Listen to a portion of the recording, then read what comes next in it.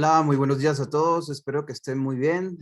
Espero que todos y sus familias estén muy bien de salud.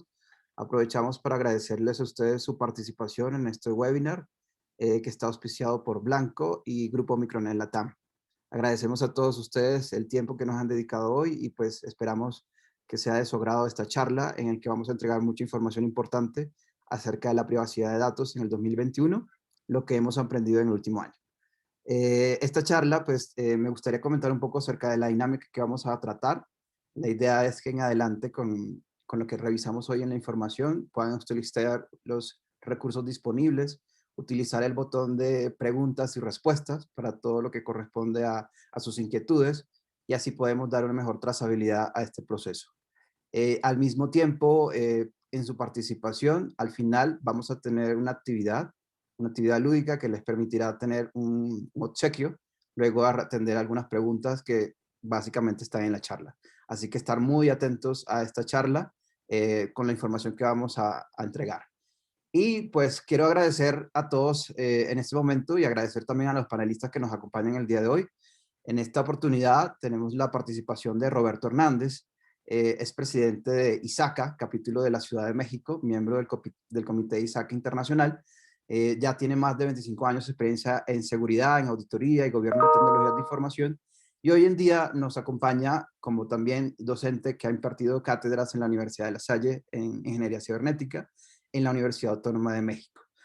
Y pues nada, sin más preámbulos, quiero darle la bienvenida a Roberto, así que adelante Roberto. Muchas gracias. Muchas gracias. Muchas gracias por la invitación. Voy a compartir mi pantalla para empezar con mi presentación. Bueno, miren, mi presentación en sí se trata sobre tres temas que quiero que veamos. En principio quería yo tocar el tema de los riesgos y ataques en que han habido, sobre todo el último año. Desde 2000 hay varios datos que traigo por ahí del año pasado y algunos ya de este año.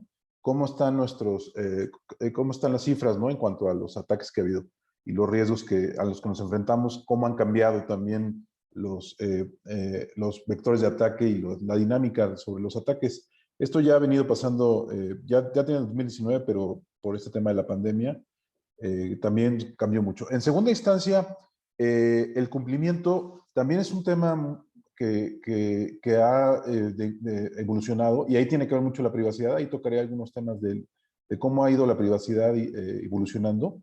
Y finalmente, las mejores prácticas, que ahí es donde yo quiero enfocar un poquito más y darle recomendaciones de hacia dónde ir en cuanto a mejores prácticas de seguridad de la información, ciberseguridad. Pero mucho, sobre todo, la importancia del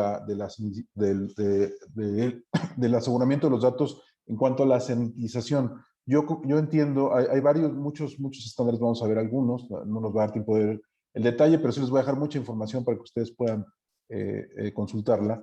Pero cuando me estoy refiriendo a sanitización de medios, se entiende generalmente al final, en esta gráfica ustedes pueden ver que la sanitización o la limpieza de los medios es pues al final del ciclo de vida del dato, cuando los medios salen de nuestra institución, pues perdemos el control y es, digamos, una muy buena recomendación tener un borrado seguro, tener una sanitización completa de los medios, porque ahí perdemos el control de los datos. Pero yo me voy a enfocar a otras dinámicas. Vamos a ver que la sanitización del medio también es muy importante durante todo el ciclo de vida del dato, no solamente al final, y vamos a ver algunas recomendaciones que ya vienen en las mejores prácticas a este respecto.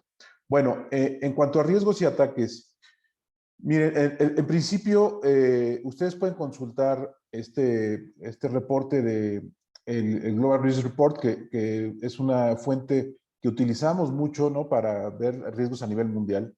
Este acaba de salir, sale en los primeros meses del año. Ustedes lo pueden consultar, pero lo que quiero que vean aquí es, ahora ya están las enfermedades infecciosas consideradas como un riesgo de los más grandes, ¿no? De los más, que más impacto tienen y los mayor posibilidad tiene.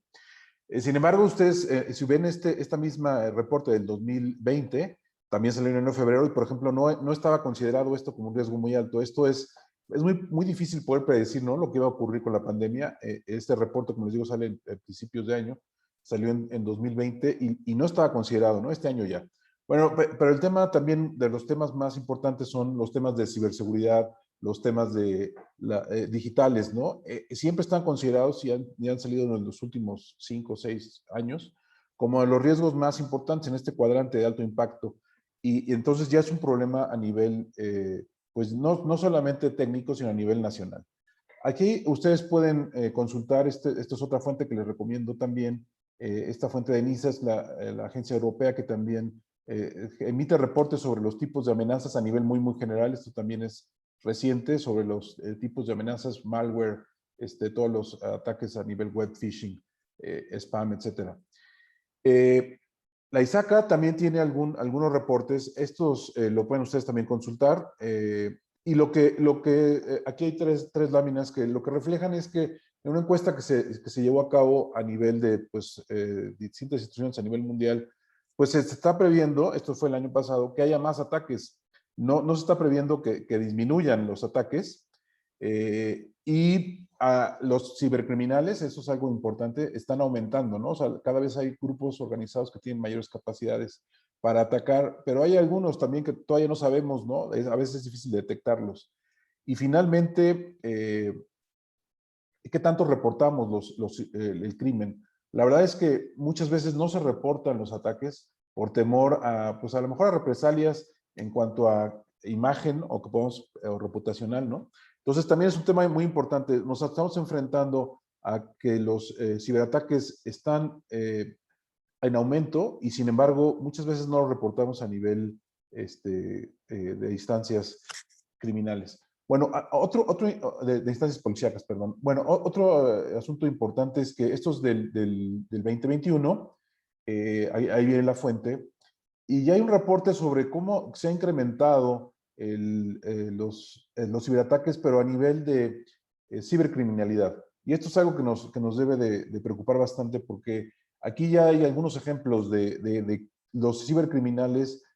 Muchos se están enfocando a sectores en específico, pero amplían los sectores, no nada más. Evidentemente el sector financiero es de los más atacados, pero están ampliando hacia otros sectores, como por ejemplo el sector salud, el sector logística.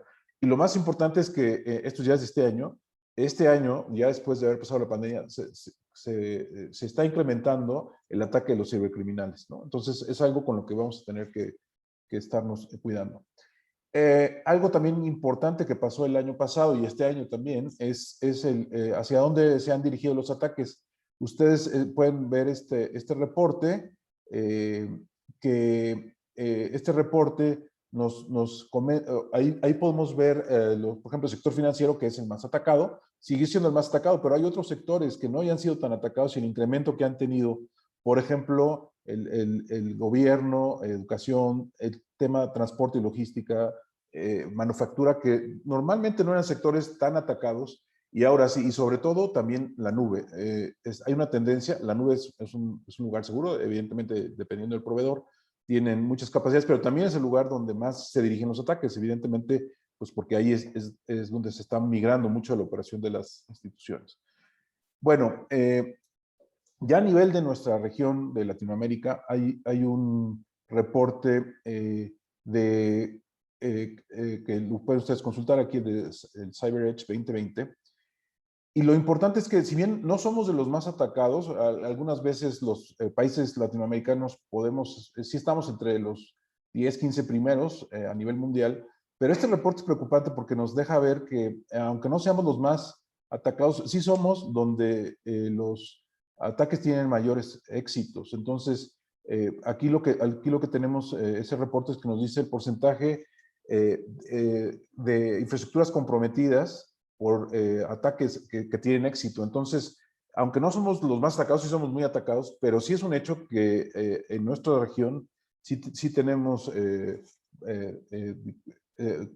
tenemos poco cuidado en realidad, y nuestras medidas de ciberprotección pues no son las más adecuadas. Por eso es que este reporte nos representa esto, ¿no? Y aquí vean también, pues a nivel ya de Latinoamérica, pues está Brasil, México, Colombia, ¿no? Perú, como los países más atacados. Les digo, a nivel mundial quizá no seamos los más, pero sí estamos en los primeros 15. El problema es de que estamos, por ejemplo, de los países donde mayor éxito tienen los ataques, pues México, después España, Italia, Colombia, y por ahí Brasil también está, ¿no?, en esta lista. Bueno, entonces, este es el tema de los riesgos que yo quería tocar muy breve en cuanto a que este año desafortunadamente no tenemos unos buenos cifras, estamos viendo una tendencia que se incrementa y la verdad es que en nuestra región yo creo que no tenemos las mejores condiciones, ¿no?, para enfrentarlas.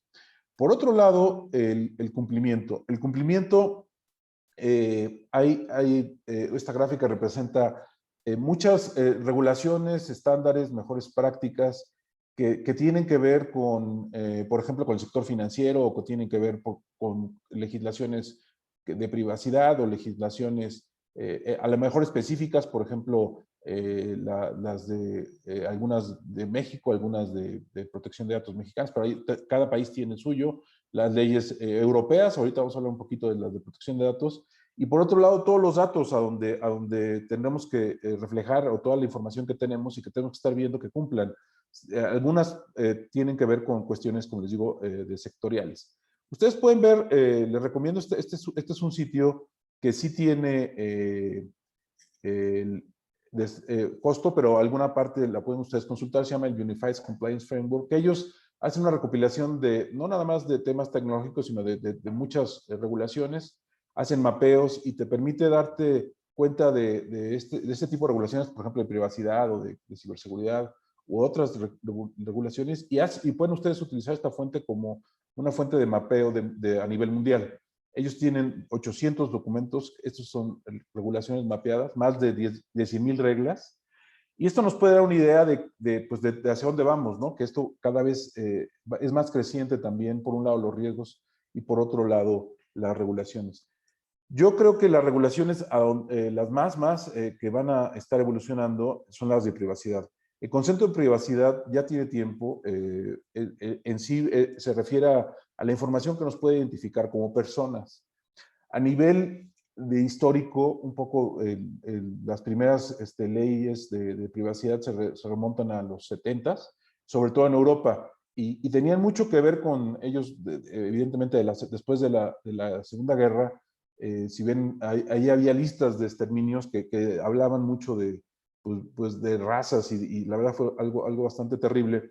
Y de ahí surgen muchos de los temas de privacidad. Por eso las regulaciones europeas tienen mucho que ver con ese tipo de datos sensibles, como por ejemplo religión o nuestra raza, etcétera, que son cuestiones que nos pueden afectar, como ya afectó en algún momento.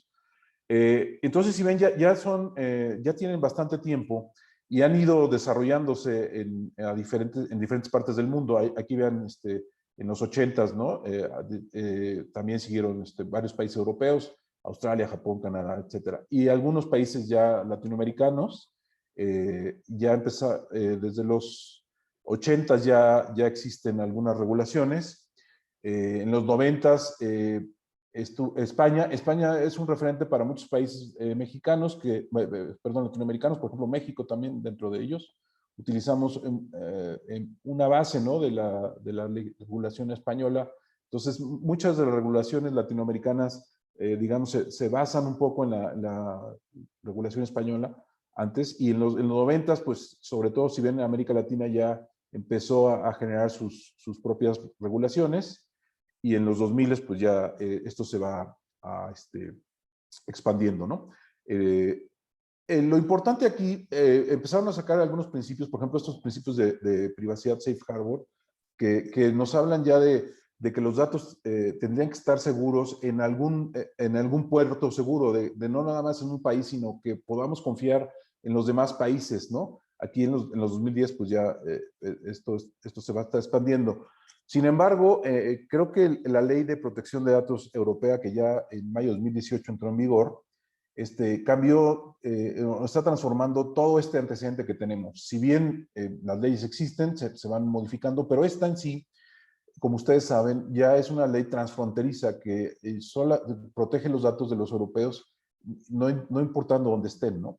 Más allá del país, si nosotros tenemos datos de europeos y hacemos transacciones de cierto tipo, nos puede aplicar. Aquí les pongo algunos datos importantes, por ejemplo, los tipos de datos que consideramos privados, cuestiones de nombres, nuestros números, nuestras direcciones IPs, nuestras cuestiones, imágenes, el ADN, que evidentemente pues son datos que tenemos que cuidar. Y muchas regulaciones hacia allá van a nivel de Latinoamérica, muchos países, México entiendo, y algunos otros, Brasil, también muchos países latinoamericanos, estamos equiparando nuestras leyes. En Estados Unidos también lo están haciendo a nivel estatal, por ejemplo, la ley de California, que ya está por salir.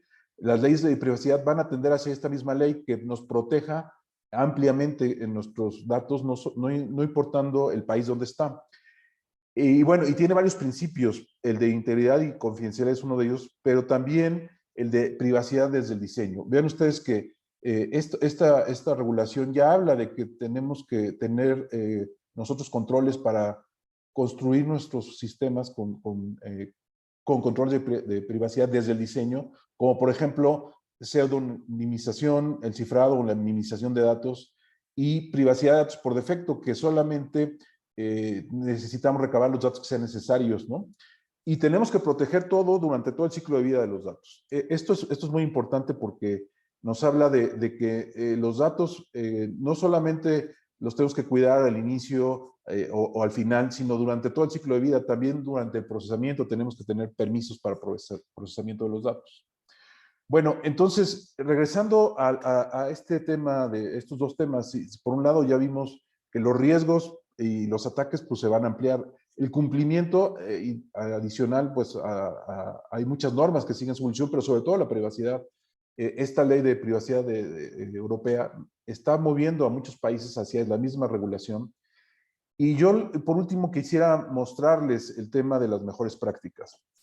Miren, aquí, esta es una gráfica que yo trato de ejemplificar. He participado en varios comités, por ejemplo en ISACA o en Cloud Security Alliance, en desarrollar algunas de las marcos de referencia, evidentemente con grupos de desarrollo, somos varios los que participamos.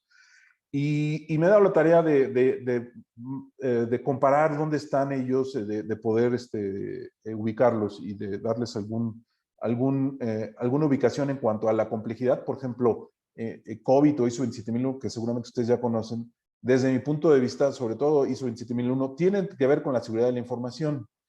Pero hay otros estándares, el NIST o los MITRE o el mismo ISO con el 27032, que hablan ya de temas de ciberseguridad. Bueno, aquí hay algunas definiciones. Estas definiciones tienen que ver con ISACA, de cómo se define la seguridad de la información, que es un tema amplio. La ciberseguridad es en sí mucho más específica hacia la información que está almacenada, transportada o en uso y que le estamos con la información en su forma digital, ¿no? La seguridad de la información, como ustedes saben, es cualquier información, inclusive la información que está impresa.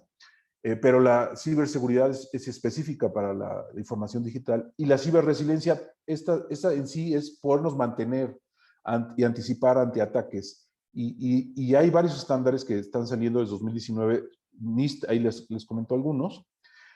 Y bueno, en resumen, yo lo que les muestro en esta gráfica es que hay muchos, la verdad es que en la siguiente lámina les voy a dar un resumen de los que yo considero más importantes, pero aquí ustedes pueden ver dónde utilizar. Si ustedes están hablando de seguridad de la información, pues el 27001 creo yo que es el estándar más utilizado, pero de ciberseguridad sí les recomendaría sobre todo utilizar el NIST Cybersecurity Framework o el NIST SP853 que acaba de salir una nueva versión, y después en ciberresiliencia, pero estos temas requieren mucho mayor, digamos, aplicar mayores técnicas de control. Entonces, yo le recomendaría que aplicaran estos estándares pues para infraestructuras más críticas, ¿no? La ciberresiliencia, los principios de ciberresiliencia, que no me va a dar tiempo de tocar hoy, pero les recomiendo que vean estos estándares, pues se aplican muy bien en la infraestructura más crítica que tenemos, ¿no? La ciberseguridad, pues es para todo lo que está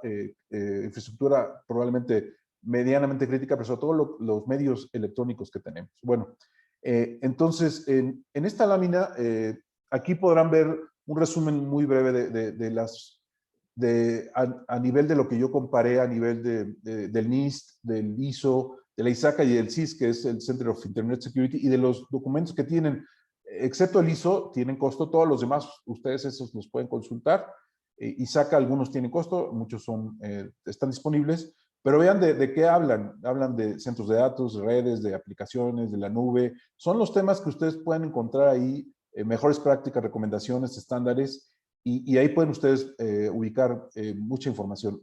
En el tema de privacidad, que es de lo que estamos tratando, también, por ejemplo, el NIST tiene bastante información. El NIST, desde mi punto de vista, es el que más desarrollo tiene en muchos temas, ¿no? Y es una muy buena fuente. De hecho, este es uno que les recomiendo que pueden ustedes consultar. El NIST, esta guía que les recomiendo, la SP853, que es un nivel de especificación mucho más detallado, tiene 2 niveles de controles, los que son intermedios y avanzados, y habla ya de contramedidas específicas de privacidad, como minimizar el uso, recolección y retención de datos privados, hacer evaluaciones de impacto de la privacidad, así como los Business Impact Analysis específicamente de privacidad, la desidentificación de la información, ya sea remover o oscurecer la información, esto es a utilizar máscaras para que no pueda ser vista o visualizada por la gente que no lo requiera. La anonimización, que hay técnicas como generalización, supresión, introducción de ruido, intercambiar información, reemplazo con promedios, son técnicas que este estándar nos propone para poder dar controles de privacidad. Bueno, este estándar también ya habla esta es la versión 4, la revisión 4, esta es una revisión que está, creo que todavía en revisión, todavía no es un estándar que esté liberado, pero ya está cerca de estar liberado, y nos habla ya de muchos controles, hay muchísimos controles, tiene más de 300, y uno de ellos tiene que ver con la sanitización de los medios. Esta sanitización de los medios, ustedes pueden consultar este documento, pero creo que es una muy buena referencia para que ustedes pudieran desarrollar un proceso de sanitización completo como medidas de sanitización de medios y de transparencia y procesamiento de API. ¿De qué habla? Por ejemplo, de políticas y procedimientos para tener procesamiento de datos privados. Les comento, esto del procesamiento de datos privados tiene que ver con la ley de protección europea, que tenemos que tener permiso no solamente de tener información, sino de procesarla. Si la vamos a procesar en distintos medios, tenemos que dar aviso a los responsables, a los dueños de los datos y tener su consentimiento. Entonces, aquí nos dice cuáles son las mejores consideraciones o los controles que tenemos que tener en cuanto a la transparencia y procesamiento de datos, y finalmente la sanitización de medios que les comentaba, que aquí tenemos que en sí tener un proceso para revisar, aprobar, rastrear y documentar las acciones de sanitización. Esto es, tenemos que tener un proceso formal para llevar a cabo esta sanitización, probar los procedimientos también para verificar que se logró la sanitización segura. Es como los respaldos, tenemos que tener procesos de prueba para asegurarnos que haya sido borrado de forma segura. Aplicar técnicas no destructivas de sanitización, esto es muy importante porque pues tenemos que tener procesos que nos permitan reutilizar, ¿no?, nuestros dispositivos de almacenamiento. Requerir autorización dual para la sanitización, esto también es muy importante. Acuérdense que mucha de la sanitización ya se hace de forma automática a través pues, de dispositivos o de software que nos permite hacerlo, pero pues es algo que ya no tiene retorno, entonces tenemos que tener una doble autorización, perdón, una autorización adicional, no es un proceso que lo tengamos que correr así solamente con un solo clic. También tenemos que tener capacidades de borrar de forma remota. La información está en todos los medios. Cuando hablamos de ciberseguridad, hablamos de que puede estar en nuestro escritorio, puede estar en nuestro celular. La información ya está en la nube, está en cualquier lugar. Tenemos que tener la capacidad de borrar de forma remota. Y también prohibir el uso de medios resistentes de sanitización. Hay medios, hay CDs que no pueden ser borrados de forma segura. Esto debemos de tomarlo en cuenta. Y bueno, también algo muy importante es prevenir transferencia no autorizada. Por ejemplo, este y el último punto tienen que ver con este ciclo de vida de la información. La sanitización, como les comentaba, no es solamente al final, sino cuando vamos a transferir medios entre distintos, por ejemplo, dominios, ¿no?, de privacidad, o cuando vamos a conectar algún medio, algún dispositivo que requiera crítico, tenemos que asegurar que todo lo que conectamos ahí esté sanitizado previamente. Y si vamos a cambiar por ejemplo, de un sitio, de un dominio a otro, asegurarnos que la información sea previamente sanitizada, sobre todo la información privada o la información sensible.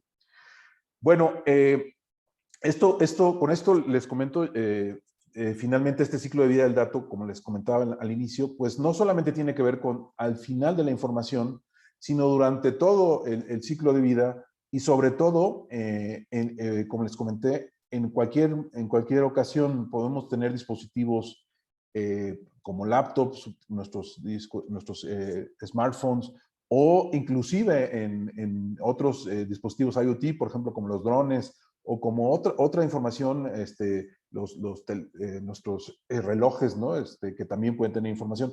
Ahí es donde tenemos que llegar a revisar la sanitización, y sobre todo que puede estar en la nube, puede estar en nuestros sitios, puede estar en cualquier parte de la institución. Bueno, yo con esto les comento, les traté de dar brevemente, ¿no?, una referencia sobre todo de riesgos de la privacidad, y al final sobre todo les dejo estas referencias para que ustedes puedan consultar toda esta información que la mayoría, como les comenté, pues está disponible, todos los estándares NIST, mucho del CIS y mucho de ISACA también, ustedes pueden tener acceso sin ningún costo, y bueno, espero les sirva para sus funciones. Muchísimas gracias. Perfecto, Roberto. Muchísimas gracias de verdad por tu charla, por la presentación. Estaríamos básicamente atentos luego a que nuestros participantes nos informen acerca de preguntas al final de las sesiones. Y pues ahora damos la bienvenida a Gabriel Medina, representante de Dell Technologies, nuestro aliado para Latinoamérica para la comercialización de Blanco, con alianza con Micronet Latam. Gabriel es ingeniero y gerente comercial de Dell Technologies Colombia. Posee entrenamiento comercial en el área financiera y corporativa. Tiene más de 4 años de experiencia en ventas consultivas y también en el área de ingeniería. Y en el día de hoy, pues vamos a conocer un poco sobre el producto Blanco, con el cual vamos a poder desarrollar estrategias comerciales de borrado seguro. Así que adelante, Gabriel, bienvenido. Perfecto, muchas gracias, Enrique. Muy buenos días a todos los asistentes. Vamos a comenzar.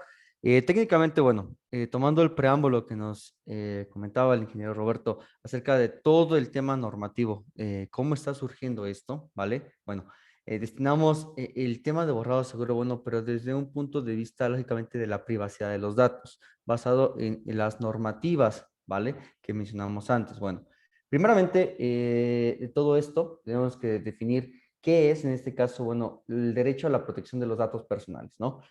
Muchos países ya tienen sus normativas de protección de datos personales en posesión de terceros, posesión de particulares y demás.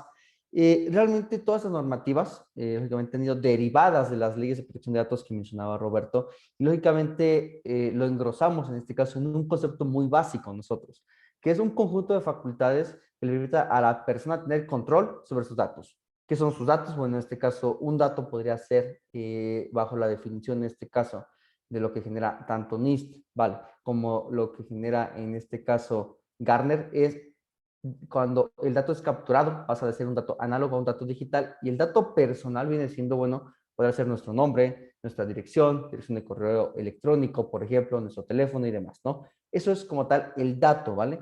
Entonces, el derecho a la protección de estos datos, como tal, es el conjunto de facultades que nos permiten tener el control sobre esto, sobre el tratamiento de los mismos. Bueno, como lo mencionaba Roberto, durante la pandemia, este año 2020, bueno, y parte de 2021, bueno, ha sido realmente atípico. ¿Por qué? Porque esas acciones nos han limitado realmente muchos derechos que teníamos. Nos han limitado, lógicamente, libertades que teníamos, nos han hecho trabajar desde casa en home office, por ejemplo, nos han hecho, en este caso, en el tema de la protección de datos personales, la información, por ejemplo, requerida, los nuevos procesos, porque muchos gobiernos han apostado por la digitalización, ¿vale? De lo que son sus procedimientos. Bueno, esto nos ha impactado de manera directa, no solamente al tema de borrado, sino de manera al tema global de lo que es el cybersecurity, ¿vale? ¿Por qué? Porque el control como tal pasa a estar del lado del usuario en este caso, que es algo que vamos a revisar de manera puntual. Ahora, el tema de la ciberdelincuencia, lógicamente, es muy amplia. Lógicamente, bueno, el sector financiero es el sector más atacado aún, como lo mencionaba el ingeniero Roberto. Lógicamente, hay sectores que han crecido más, como educación, por ejemplo. Entonces, los ciberdelincuentes han creado nuevos ataques. Han sido más creativos durante esta pandemia. ¿Para qué? Para poder, en este caso, acercarse a estos datos personales, que son una mina de oro realmente, ¿vale? Esos datos personales, lógicamente, que están almacenados en las bases de datos de las instituciones, los ciberdelincuentes atacan continuamente para obtenerlos, para robarlos, para poder venderlos en la deep, en la dark web, que eso es lo que hacen los ciberdelincuentes con nuestros datos. Ahora, la Interpol sacaba a finales del 2020, bueno, en este caso, estadística anual de, bueno, ellos cómo ven, cómo observan qué está pasando y cuáles son los riesgos o los ataques más comunes.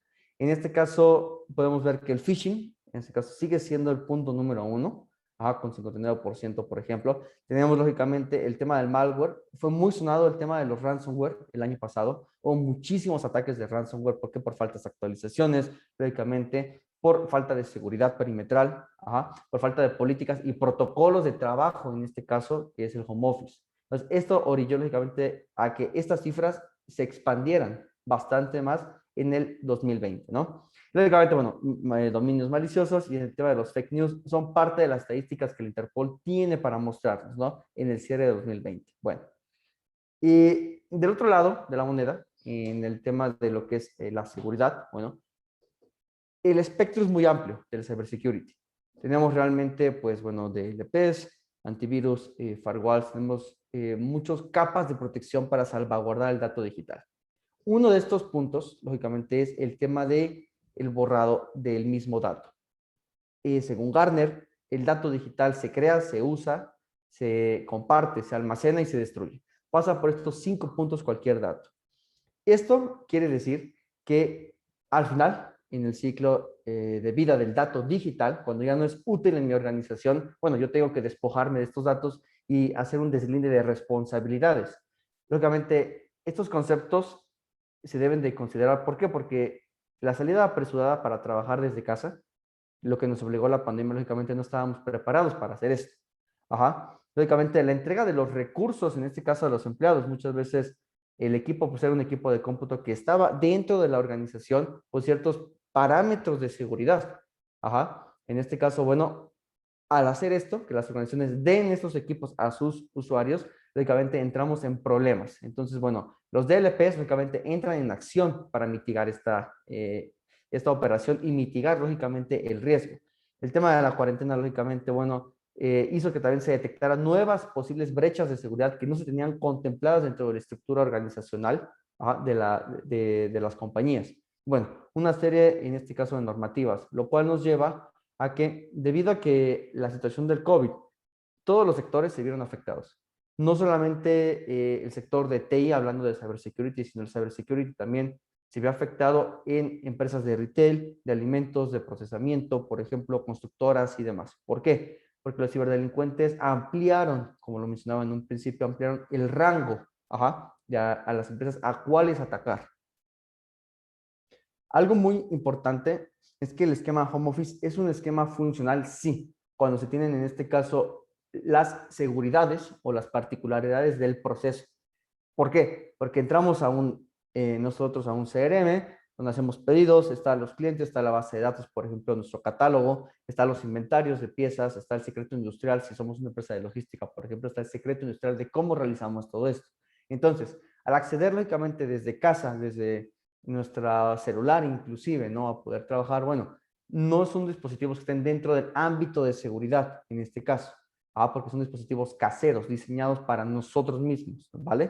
No están diseñados para la organización. Entonces, las comunicaciones inestables, lógicamente, era un problema muy común, el uso indiscriminado de la red, el desconocimiento del modelo home office, realmente porque muchas empresas no estaban diseñadas o no tenían un protocolo para asistir a sus empleados en modo home office. Inclusive el uso, por ejemplo, del equipo para otros usos no corporativos, como ver una película, por ejemplo, y todo esto nos genera ruido, nos genera espectro dentro del cybersecurity que se debe de, en este caso, recortar. Lógicamente, esto nos llevó durante los primeros meses de la pandemia, segundo, tercer mes, a una estabilización de todo este modelo. Fue un proceso que bajo los primeros 3 meses se pudo estabilizar y se metieron políticas de seguridad, se metieron nuevas tecnologías, por ejemplo, de cybersecurity. Y hablando en el tema, lógicamente, los equipos, bueno, donde había pasado el dato digital o el dato digital como tal, llámese un archivo, una base de datos, una carpeta, bueno, se definió que se debía en este caso eliminar de manera correcta. ¿Por qué? Porque ese dato, esa base de datos vivía en el equipo como tal de oficina, ¿no? En el equipo de casa con una protección mínima que no estaba estandarizada realmente, ¿vale?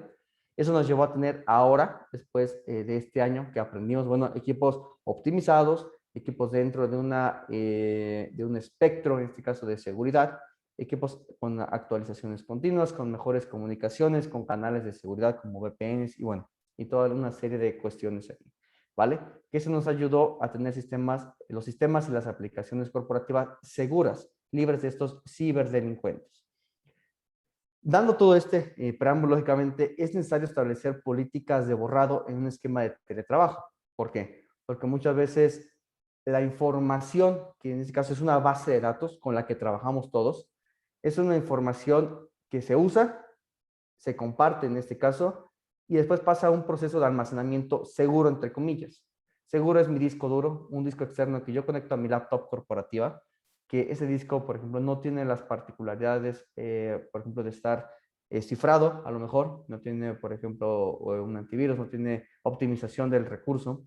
Entonces, esta información del dato digital no es, debe de ser eliminado de manera segura una vez, en este caso que es usado, repito, una vez que ya deja de ser útil para mi organización o para mí como usuario de la organización, tiene que ser eliminado correctamente, ¿vale? Eso es un punto muy, muy importante porque eso nos ayuda a prevenir la fuga de datos, lógicamente, o los accesos indebidos a esta información.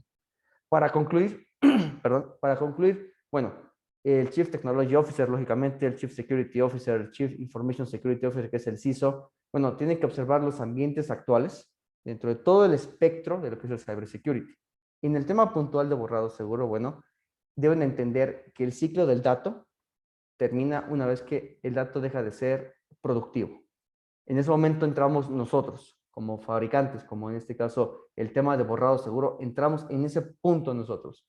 Cuando el dato, ya sea que estés en modalidad home office, mixta o física, deja de ser utilizado, debes de aplicar un borrado seguro, ¿vale? ¿Para qué? Porque podemos detectar posibles brechas de seguridad y podemos cerrarlas con este borrado seguro. Lógicamente podemos evitar la fuga de datos, que eso es lo que queremos, lógicamente, con el DLP hacemos un excelente trabajo de rastreo, por ejemplo, y bloqueo. Bueno, hay que hacer también el tema de borrado. Cuando combinamos, en este caso, las dos tecnologías, que es un DLP y un borrado, podemos tener la seguridad de que no solamente la información no sale, sino que se intenta salir un usuario con mi información, yo puedo tener la facultad de borrar esa información para que no salga y no tenga yo un daño perjudicial a mi organización.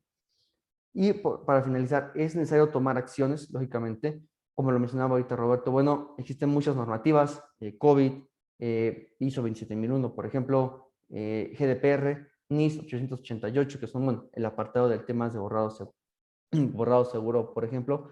Entonces, todas estas normativas nos van a apoyar a forjar lo que es el espectro de la seguridad perimetral y manteniendo el último eslabón de la cadena, que es el borrado seguro, ¿vale? Realmente yo agradezco mucho. Aquí, bueno, abriría por favor la sesión de preguntas y respuestas. Entonces, vamos a revisar.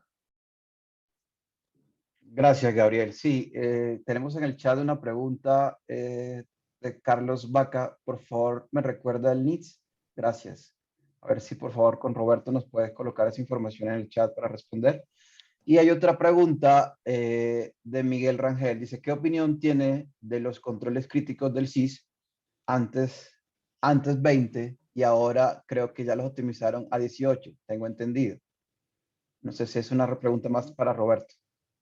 Sí. Sí, claro.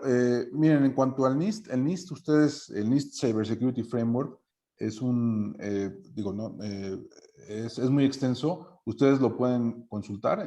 El NIST es una institución de Estados Unidos que se dedica a generar estándares. Y bueno, ustedes búscanlo, es muy fácil de ubicar, es público y se llama NIST Cybersecurity Framework. En realidad, tiene 108 controles y los está agrupando en categorías que le llaman desde identificar, proteger, detectar,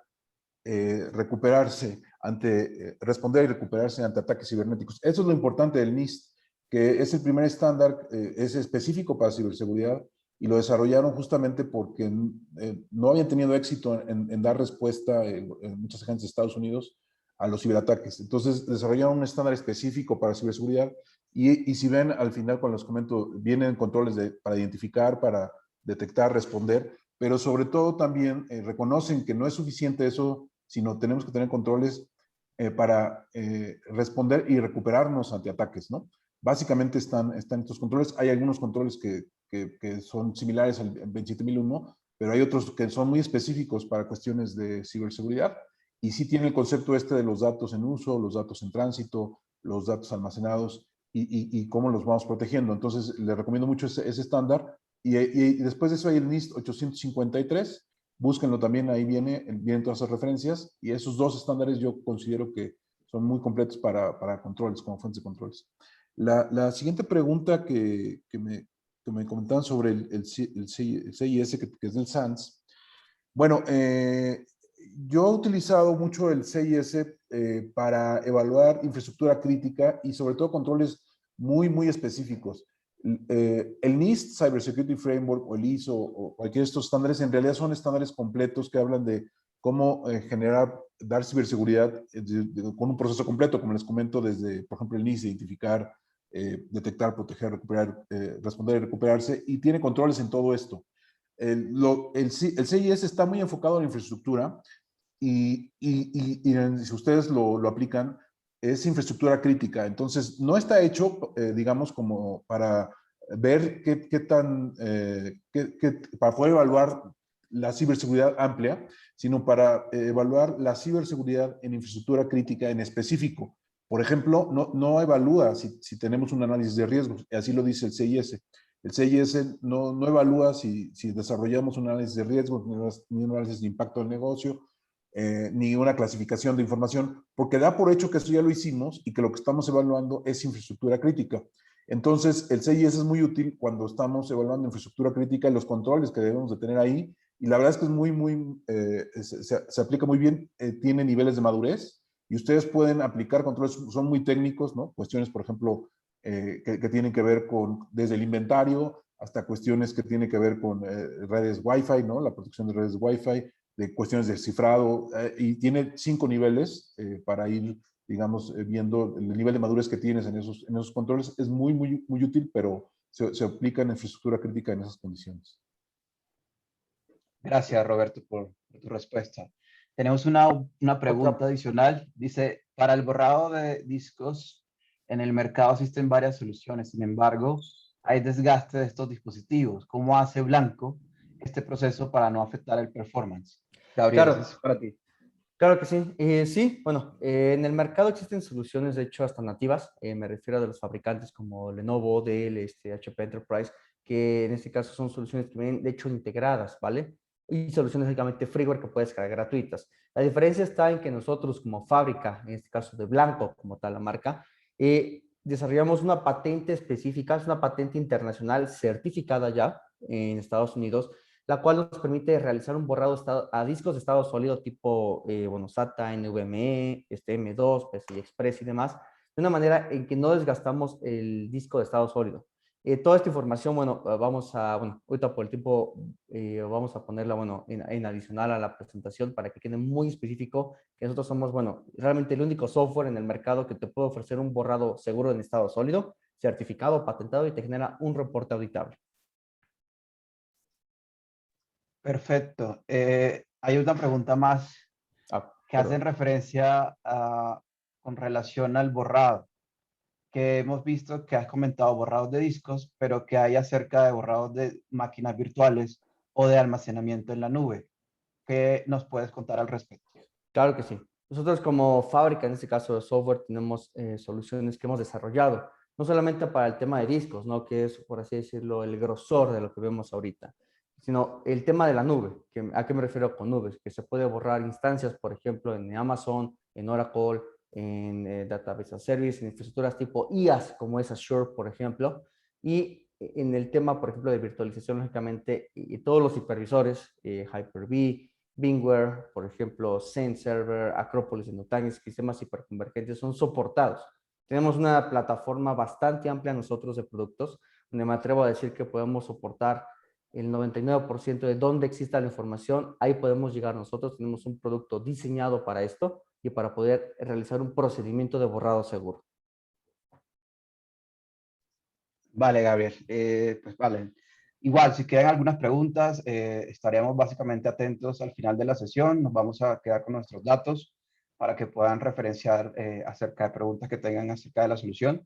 Al mismo tiempo, la posibilidad también de hacer demos que consulten sobre la infraestructura de clientes y poder apoyarles en este proceso. Vamos adelante entonces con la sesión de Kahoot. Es un reconocimiento a la participación de todos ustedes en esta charla. Así que adelante puedan ingresar en este enlace en el www.kahoot.it y van a ingresar allí este pin que hace parte del juego 1754566. Y les recomendamos colocar su nombre completo para identificar al final, no coloquen NID, sino base el nombre completo para poder identificarlo luego en la base de datos y poder lógicamente hacer entrega de su premio.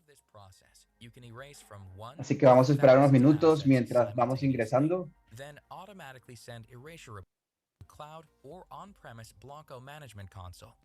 Vamos a entregar como premio unas licencias de File Server, File Eraser. Y también vamos a entregar una tarjeta de regalo de Amazon, una gift card. Introducing Blanco Drive Eraser, the industry's most certified data erasure software for permanent data sanitization. Blanco Drive Eraser allows organizations of all sizes to safely resell, repurpose, or dispose of drives when they've reached end of life to meet security, compliance, and CSR purposes. Blanco Drive Eraser supports a wide variety of drive types, including SATA, SCSI, SAS, USB, and NVMe. Opal self-encrypting drives are also supported. And we support the most global erasure standards, including NIST Purge and Clear, and our own patented SSD erasure method, the first of its kind. So how does it work? Blanco Drive Eraser goes beyond traditional wiping methods by overwriting every sector of the drive, leaving nothing behind. The process includes freeze lock removal, internal drive commands for firmware-based erasure, identifying bad and remapped sectors, hidden areas such as HPA and DCO, drive partitions such as MBR and GPT, our proprietary erasure sequence, and erasure verification, which identifies malfunctions and performed processes.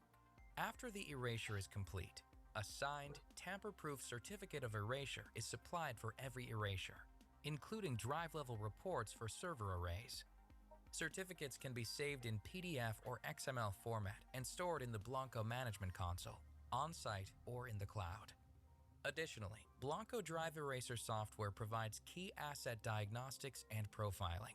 This includes complete detection of all hardware components, extensive hardware diagnostics capabilities, including more than 12 diagnostic tests, easy identification of rack-mounted drives, and smart attributes and self-tests. Blanco Drive Eraser offers more deployment options than any other. Un minuto más, ya estamos alcanzando quórum. Gracias.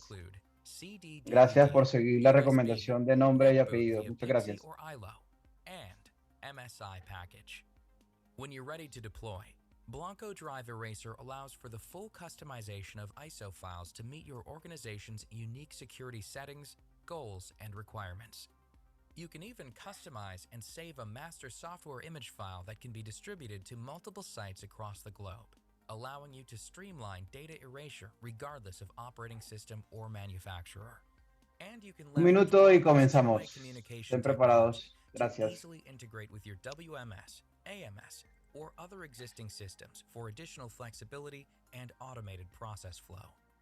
After the process is initiated, organizations can choose from automatic, semi-automatic, and manual options for erasure. As part of this process, you can erase from 1 to thousands of assets simultaneously, then automatically send erasure reports to the cloud or on-premise Blanco Management Console to streamline erasure and reporting across all your locations.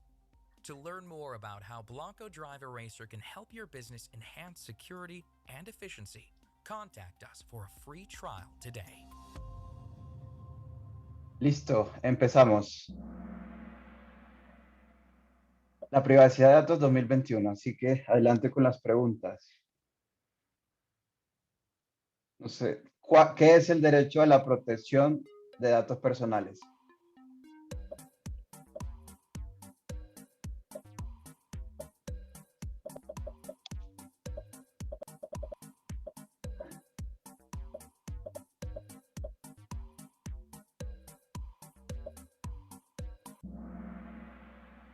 Ok, 16 respuestas correctas. Adelante, la siguiente pregunta.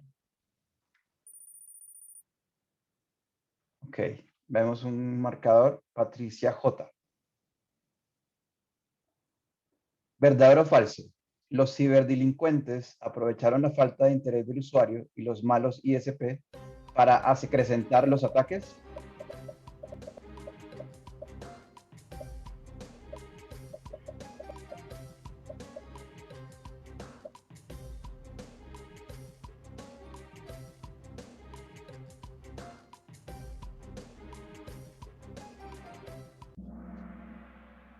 Ok, 27 correctas. Está muy bien. Siguiente pregunta. Sigue punteando Patricia. Siguiente.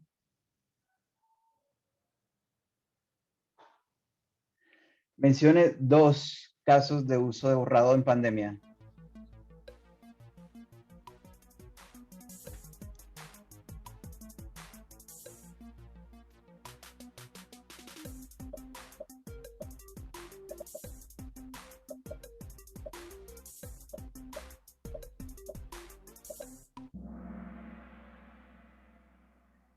Correctas, detección de brechas de seguridad y entrega de recursos a usuarios. Adelante. Adriana Rodríguez ahora sigue punteando el marcador. Siguiente pregunta. ¿Verdadero o falso? Establecer políticas de borrado seguro funciona para prevenir posibilidades de fuga de datos. ¿Verdadero o falso?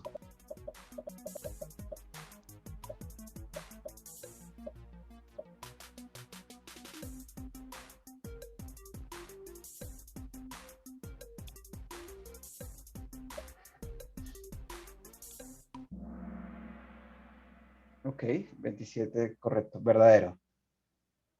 Última pregunta y podemos ya entregar premios.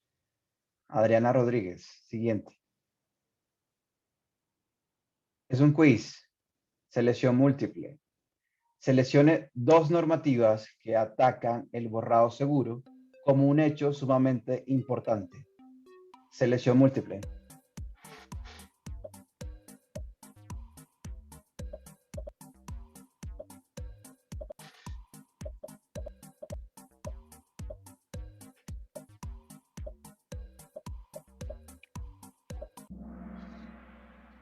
Ok.